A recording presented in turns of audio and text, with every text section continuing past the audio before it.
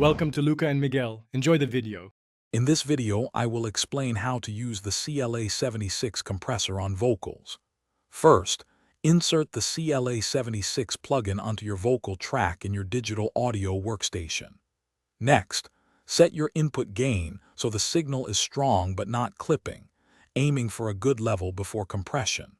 Finally, begin by choosing an attack and release setting that complements the vocal's natural dynamics and tempo. Let's break down the main controls. The input knob dictates how much signal hits the compressor, directly affecting how much gain reduction occurs.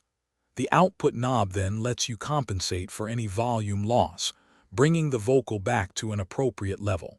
Attack controls how fast the compressor reacts to peaks, while release determines how quickly it lets go of the signal. The CLA 76 features several fixed compression ratios, which are selected by the ratio buttons. A unique characteristic is the all-button mode, where engaging all ratio buttons simultaneously creates a very aggressive, saturated sound, often favored for punchy vocals. Try different modes to find the best dynamic control and character for your specific vocal performance. For vocals, begin with a moderate input to achieve subtle, transparent compression. If you have sharp, transient peaks, a faster attack time will help tame them effectively.